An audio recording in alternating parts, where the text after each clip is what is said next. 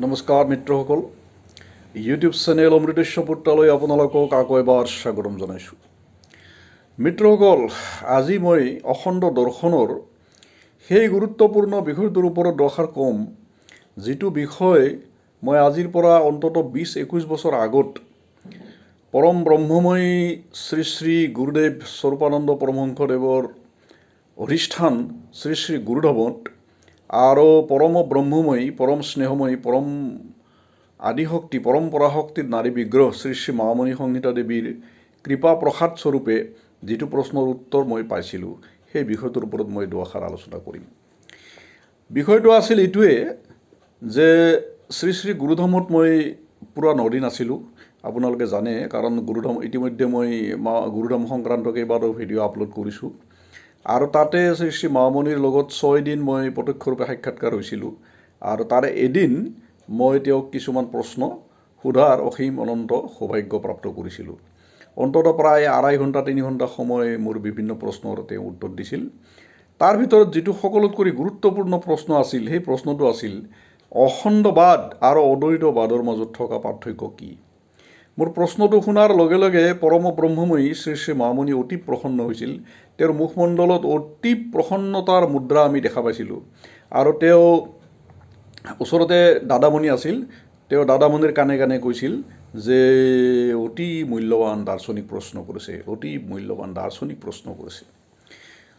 যি নহওক, যেতিয়া মই প্ৰশ্ন কৰিলোঁ যে অদ্বৈতবাদ আৰু অখণ্ডবাদৰ পাৰ্থক্য কি কাৰণ শংকৰাচাৰ্যৰ পৰা বিবেকানন্দলৈ যিমান মহাপুৰুষ ভাৰতত জন্মিছে, প্ৰায় 100ৰ ভিতৰত 99% মহাপুৰুষে প্ৰচাৰ কৰিছে অদ্বৈতবাদ। মহাপুৰুষ শ্ৰী শ্ৰী শংকৰদেৱো অদ্বৈতবাদী, কিন্তু ভক্তিমাৰ্গীয় অদ্বৈতবাদী।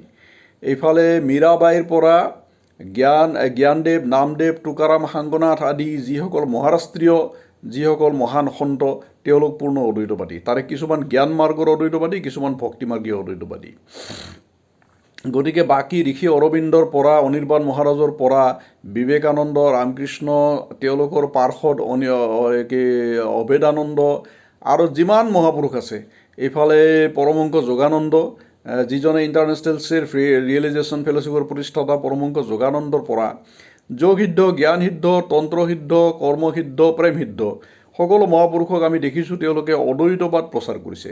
মাত্ৰ গৌড়ীয় বৈষ্ণৱসকলক বাদ দি, গৌড়ীয় মহাপুৰুষসকলক বাদ দি অধিকাংশই অদ্বৈতবাদ প্ৰচাৰ কৰিছে। স্বৰূপানন্দ পৰমহংসদেৱে অখণ্ড সংহিতাৰ বিভিন্ন স্থানত, ধৃতং প্ৰেমাৰ বিভিন্ন স্থানত কৈছে যে আমাৰ দৰ্শন অখণ্ডবাদ।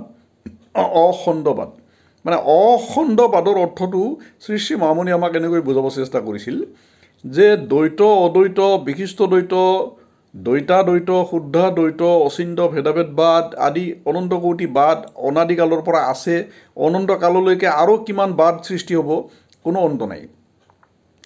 যিহেতু সেই পৰম তত্ত্ব পৰব্ৰহ্ম ওমকাৰ যিহেতু অনাদি অনন্ত, তেওঁ যিহেতু সূক্ষ্মাতি সূক্ষ্ম, স্থূলাতি স্থূল, অনুৰ অনিয়ান, মহতো মহিয়ান, অনুত কৰি অনু, মহতোত কৰি মহৎ, আকাশত কৰি আকাশ, সৰ্বজীৱেশ্বৰ, সৰ্বজীৱাত্মা, জীৱৰ অধিষ্ঠান, সৰ্বদেৱেশ্বৰ, সৰ্বদেৱাত্মা, সৰ্বদেৱতাৰ পূৰ্ণ অধিষ্ঠান হৈও সৰ্বদেৱময়, সৰ্বদেৱেশ্বৰ, সৰ্বদেৱাদিদেৱ, যাক ভাষাৰ দ্বাৰা অনন্তকালেও যাক আমি লগ নাপাওঁ, সেই অবাং মানৱ গছৰ পৰম তত্ত্ব। আৰু তেৱেই লীলাময় পুৰুষৰূপে, তেৱেই ব্ৰহ্মা, তেৱেই বিষ্ণু, তেৱেই মহেশ্বৰ। ইন্দ্ৰ, যম, কুবেৰ আদি অনন্ত কোটি দেৱ দেৱীও তেওঁ, আৰু দৃশ্যমান জীৱ জগতো তেওঁ। পশু পক্ষী কীট পতংগ মানুহ গৰু বৃক্ষ লতা সমন্বিতে দৃশ্যমান অনন্ত কোটি জগতো তেওঁ।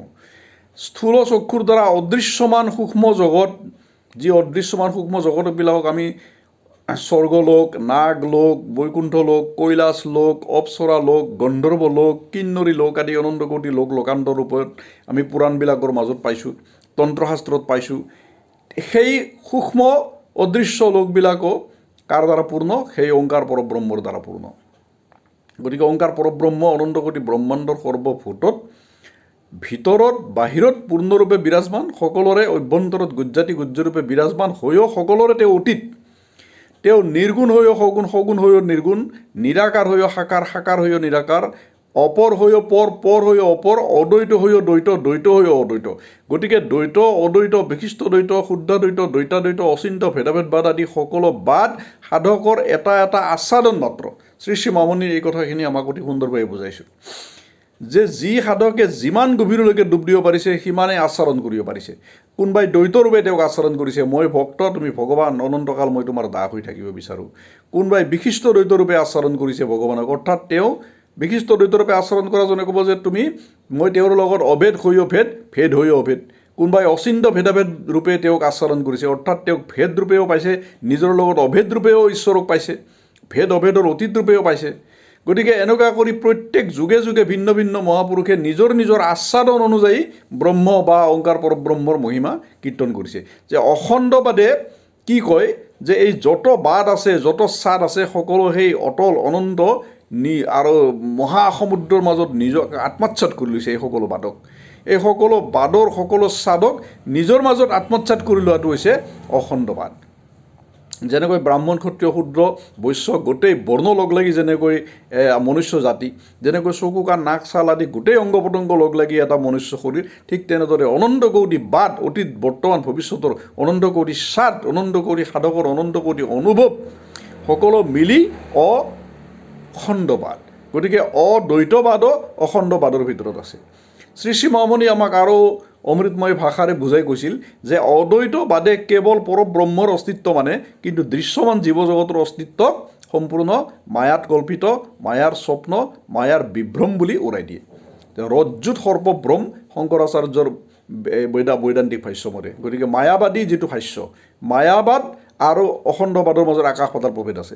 শ্ৰী শ্ৰী মামনি আমাক অমৃতময় ভাষাত ক'লে যে অদ্বৈতবাদ মায়াবাদৰ ৰূপান্তৰ। তাৰমানে অদ্বৈতবাদে মায়াবাদক টানি লৈ আহিছে। একমাত্ৰ পৰব্ৰহ্মক বাদ দি সংসাৰৰ সকলো তাৰমানে চিত্তত প্ৰতিফলিত হোৱা মায়াহে। যেনেকৈ ৰছীডালক সাপ বুলি ভ্ৰম হয়, কিন্তু ওচৰত গ'লে গম পোৱা যায় যে এইটো ৰছীহে, সাপ নহয়। তেনেদৰে অজ্ঞান অবিদ্যাচন্ন অনন্ত কোটি প্ৰাণীবিলাকে এই জীৱ জগতক বা দেৱ জগতক বা স্থূল সূক্ষ্ম কাৰণ জগতক সত্যৰূপে দৰ্শন কৰিলেও বাস্তৱিক সত্য নহয়, বাস্তৱিক সত্য ওংকাৰ পৰব্ৰহ্মহে। এইটো হৈছে অদ্বৈতবাদ। তাৰমানে মায়াবাদ আৰু অদ্বৈতবাদ সমাৰ্থক। শ্ৰী শ্ৰী মামনি কৈছে যে মায়াবাদ আৰু অদ্বৈতবাদকো আমাৰ অখণ্ডবাদে নিজৰ আত্মাৰ মাজত গ্ৰহণ কৰিছে, নিজৰ মাজত আত্মসাৎ কৰিছে। অখণ্ডবাদে কৈছে যে এই ওংকাৰ পৰব্ৰহ্ম যিদৰে সত্য, সেই ওংকাৰ পৰব্ৰহ্মৰ অনন্ত পৰা শক্তিক অধিষ্ঠান কৰি সেই ওংকাৰ পৰব্ৰহ্মই অনন্ত কোটি জীৱ জগত ৰূপত, দৃশ্য জগত ৰূপত, অদৃশ্য জগত ৰূপত, দেৱ জগত ৰূপত, দৈত্য দানৱ জগত ৰূপত, ব্ৰহ্মা বিষ্ণু মহেশ্বৰ ইন্দ্ৰ যম কুবেৰ আদি অনন্ত কোটি দেৱতত্ব ৰূপত, সূক্ষ্মজনী ৰূপত, স্থূলজনী ৰূপত, ভূত প্ৰেতাদি ৰূপত, মনুষ্য ৰূপত, বৃক্ষ ৰূপত, অনন্ত কোটি ৰূপত তেওঁ যে বিৰাজমান, সেই ঈশ্বৰ, সেই ভগৱানো সত্য। তাৰমানে শ্ৰী শ্ৰী মামনিৰ সেই বাক্য এতিয়াও মোৰ মাজত কাণত এতিয়াও গুঞ্জৰিত হৈ আছে যে ভগৱানো সত্য অখণ্ডবাদ মতে, এবং ভগৱানেৰ এই দৃশ্যমান বা অদৃশ্যমান ৰূপগুলিও সত্য। কিন্তু অদ্বৈতবাদ মতে কেৱল ভগৱান সত্য, ওংকাৰ সত্য, কিন্তু ভগৱান এই ৰূপগুলি মায়াত কল্পিত, মায়াৰ স্বপ্ন, মায়াৰ বিভ্ৰম, এদেৰ বাস্তৱিক কোনো অস্তিত্ব নেই। তো অখণ্ডবাদ অদ্বৈতবাদ সকলোতকৈ গুৰুত্বপূৰ্ণ পাৰ্থক্যটো শ্ৰী শ্ৰী মামনিৰ পৰা আমি গম পালোঁ।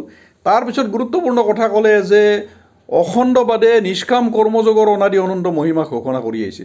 শ্ৰী শ্ৰী বাবামণি সদায় তেওঁৰ জীৱনৰ মাজেৰে নিষ্কাম কৰ্মযোগৰ মহিমাই ঘোষণা কৰিছে। বাবামণি কৈছে যে পূৰ্ণ জ্ঞান, পূৰ্ণ ভক্তি, পৰাভক্তি আৰু অহৰ্নিশে নিষ্কাম কৰ্মযোগ, এইটো হৈছে অখণ্ডৰ চৰিত্ৰ। এজন অখণ্ডৰ চৰিত্ৰ কি? এজন অখণ্ডই অহৰ্নিশে কঠোৰত কৰি কঠোৰ কৰ্মযোগৰ মাধ্যমেৰে পূৰ্ণ জ্ঞান আৰু পৰাভক্তিক নিজৰ মাজত বিচাৰে। গতিকে অদ্বৈতবাদে এইবিলাকৰ লগত অদ্বৈতবাদৰ কোনো সম্পৰ্ক নাই, কাৰণ অদ্বৈতবাদৰ লক্ষ্য হৈছে কেৱল মায়া নিৰ্বাণ, কেৱল মায়া নিবৃত্তি, চিত্তৰ মাজত থকা মায়াক নিবৃত্ত কৰি সত্য ব্ৰহ্মৰ শ্ৰৱণ আৰু মনন নিদিধ্যাসনৰ বলত উপলব্ধি হৈছে অদ্বৈতবাদৰ লক্ষ্য। কিন্তু মায়া নিবৃত্তি আমাৰ অখণ্ডবাদৰ লক্ষ্য নহয়। অখণ্ডবাদে কৈছে যে ভগৱান সত্য, ভগৱানৰ অনন্ত কোটি লীলা জগতো যিহেতু সত্য, দেৱ দেৱীও সত্য, সকলো সত্য।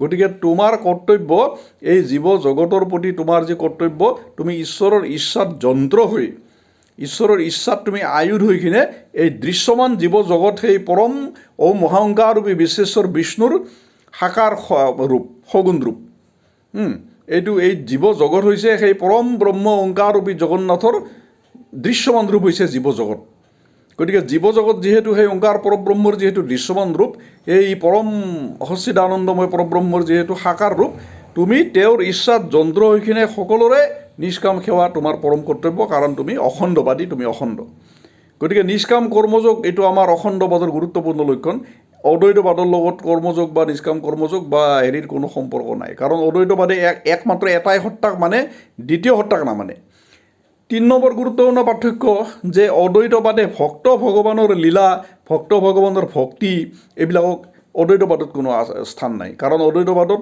জ্ঞান মাৰ্গৰ সাধনা তেওঁলোকে দিনে ৰাতি শ্ৰৱণ মনন নিদিধ্যাসনৰ মাজেৰে মই ব্ৰহ্ম ব্ৰহ্মই মই ব্ৰহ্ম ব্ৰহ্মই মই মানে দিনে ৰাতি শ্ৰৱণ মনন যিটো কৰিব লাগে গুৰুৰ পৰা সেইটো হৈছে মই ব্ৰহ্ম এই তত্ত্বটো সোহম শিৱহম সোহম শিৱহম সোহম শিৱহম দিনে ৰাতি ধ্যান কৰি নিদিধ্যাসনত সেই পৰম তত্ত্ব সাক্ষাৎকাৰ কৰিব লাগে যে মই ব্ৰহ্মই মই আৰু দৃশ্যমান জীৱ জগত মায়াত কল্পিত ইয়াৰ কোনো অস্তিত্ব নাই এইটো অদ্বৈতবাদ অখণ্ডবাদীয়ে ইয়াতকৈও অটল তলত নামি যাব সাধনাৰ বলত অখণ্ডবাদীয়ে যেতিয়া ইয়াতকৈ তলত অটল তলত নামি যাব তেতিয়া জগত বিকাশৰ প্ৰত্যেকটো স্তৰক সত্য বুলি উপলব্ধি কৰিব সেই ওংকাৰ পৰম তত্ত্বক সত্য বুলি উপলব্ধি কৰিবয়ে সেই ওংকাৰ পৰম সত্যক উপলব্ধি কৰি সেই ওংকাৰ পৰম সচ্চিদানন্দ পৰম সত্যই স্তৰে স্তৰে স্তৰে স্তৰে যে জগত ৰূপে যে নিজক যে বিকশিত বিলক্ষিত কৰিছে সেই জগত বিকাশ বা জগত লীলাকো সত্য বুলি আচৰণ কৰে গতিকে জগতৰ প্ৰতি নিজৰ কৰ্তব্য এজন অখণ্ড সাধকে আমৃত্যু কৰি থৈ যায়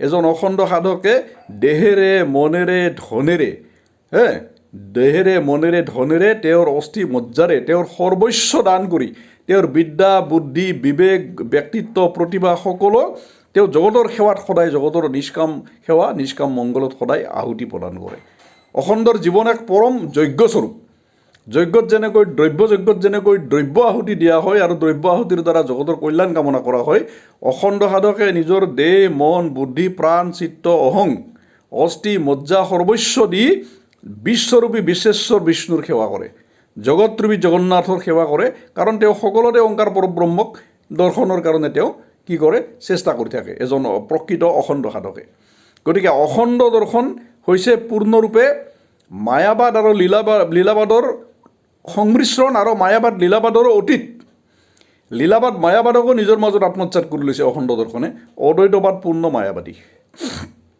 অদ্বৈতবাদে জগতৰ প্ৰতি জীৱৰ প্ৰতি তেওঁলোকৰ দায়িত্ব বুলি একো নাই কৰ্তব্য বুলি একো নাই সেৱা বুদ্ধি একো নাই আৰু ভক্ত ভগৱানৰ যি লীলাময় যিখন জগত য'ত মই ভক্ত আৰু তুমি ভগৱান এই যিটো আমি দ্বৈত বুদ্ধি যিটো স্বীকাৰ কৰি লৈছোঁ পৰম পিতা বামুণী আমাক কৈছে যে তুমি তেওঁৰ লগত পৰম অদ্বৈতৰূপেও সত্য দ্বৈতৰূপেও সত্য তুমি সেই পৰম সত্যৰ লগত পৰম তত্ত্বৰ লগত অভিন্ন হৈও ভিন্ন ভিন্ন হৈও অভিন্ন অভিন্ন ভিন্নৰো অতীত যিটো তত্ত্ব সেইটোৱে অখণ্ডবাদ এইটো পৰম পিতা বামুণী আমাক কৈছে যে সেই পৰম সচ্চিদানন্দময় পৰম তত্ত্বৰ লগত তুমি ভিন্ন হৈও অভিন্ন অভিন্ন হৈও ভিন্ন ভিন্ন অভিন্নৰো অতীত অৰ্থাৎ এক হৈও দুই হৈও এক হৈ তোমাৰ যিটো এইটো লীলা পৰম সচ্চিদানন্দময় পৰব্ৰহ্মৰ লগত এই লীলা আৰু নৃত্য এই দুয়োটাই অখণ্ডবাদৰ মূল অখণ্ডবাদী সাধকজনে সেই নৃত্যকো উপলব্ধি কৰিব যিটো স্বৰূপ অৱস্থা বুলি কয় স্বভাৱ বুলি কয় স্বৰূপ বুলি কয় যুগ যুগ ধৰি মহাপুৰুষসকলে যিটো অৱস্থাক স্বৰূপানন্দ বুলি কৈছে ব্ৰহ্মানন্দ বুলি কৈছে পৰম অদ্বৈত অৱস্থা বুলি কৈছে আৰু সেই অৱস্থাটো লীলাৰ মাজেৰে এজন ভক্তৰূপে যেতিয়া ভগৱানক মই যেতিয়া আস্বাদন কৰিম দাস্য ভাৱত সূক্ষ্ম ভাৱত মধুৰ ভাৱত অনন্ত কোটি ভাৱত এই লীলাৰ ভাৱটোও অখণ্ডবাদীসকলে সত্য বুলিয়েই মানে গতিকে অখণ্ডবাদ হৈছে পৰিপূৰ্ণ মতবাদ অনন্ত কোটি মতবাদৰ সাৰাথাৰ পৰিপূৰ্ণ মতবাদ তে হেৰিসকল গুৰু ভ্ৰাতাসকলক বিশেষ কৰি কৈছোঁ যিসকলে ছাবস্ক্ৰাইব কৰা নাই মোৰ চেনেল ছাবস্ক্ৰাইব কৰি ল'ব লাইক বটন টিপি দিব আৰু শ্বেয়াৰ কৰি দিব ধন্যবাদ